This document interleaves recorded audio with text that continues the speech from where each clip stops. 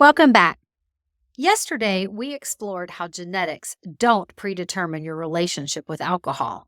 Today, we're tackling another common belief that might be keeping you stuck: the myth of the addictive personality. Let's start with a simple truth. The term addictive personality is not a recognized psychological diagnosis. It is a popular phrase that has entered into our cultural lexicon, but it's not based on scientific evidence.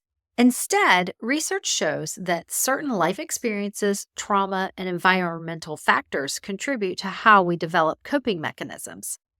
Consider this: if you grew up in a high pressure environment where perfectionism was valued, you might have developed an intense, all or nothing thinking pattern.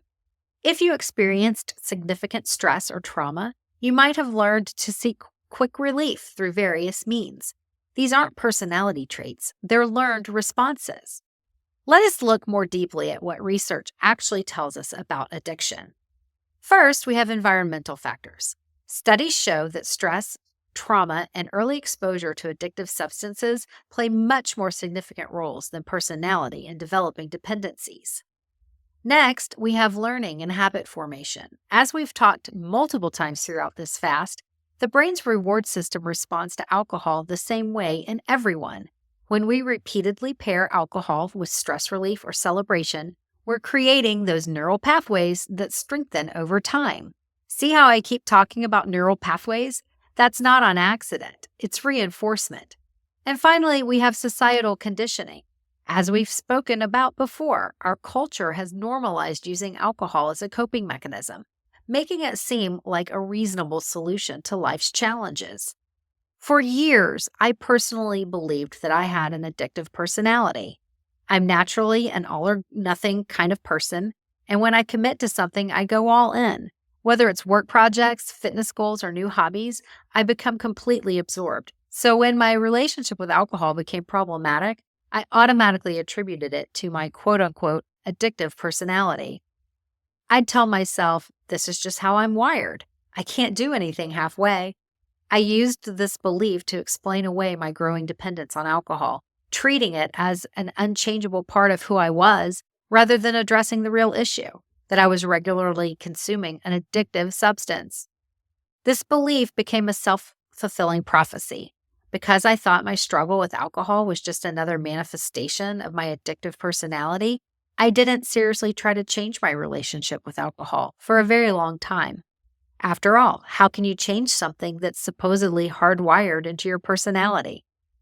What I labeled as an addictive personality was actually just a set of traits that, in many areas of my life, served me well and continue to serve me well to today.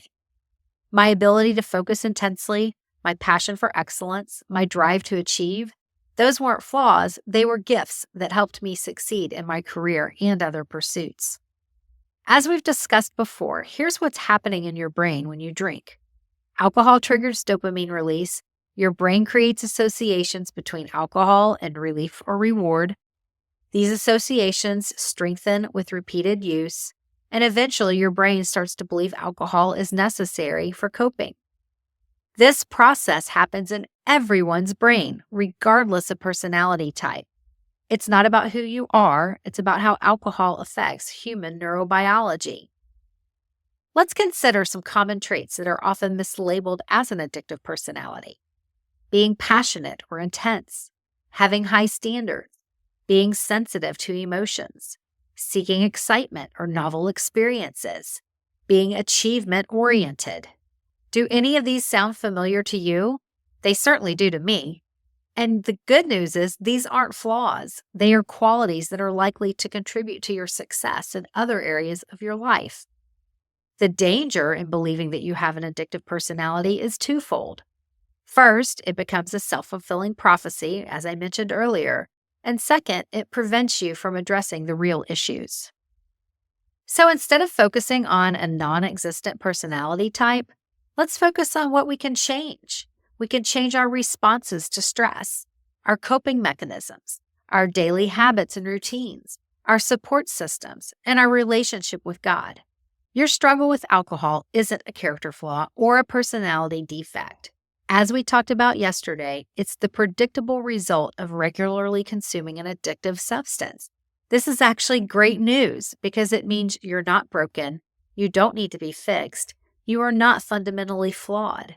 You're simply experiencing a normal human response to an addictive substance. As we close today's lesson, I want you to reflect on how the addictive personality belief might have limited you. Have you used it to explain away behaviors you wanted to change? Have you allowed it to keep you stuck in patterns that don't serve you? In today's journal prompts, you will write down instances where you've attributed a behavior to having an addictive personality. Then reframe each instance, considering what you've learned today and throughout this fast about how alcohol actually works in your brain. Remember my favorite Bible verse, Philippians 4:13, tells us, "I can do all things through Christ who strengthens me." This isn't about personality types or inherent flaws. It's about choosing to align our choices with God's best for our lives. Have a great day, and I will see you tomorrow.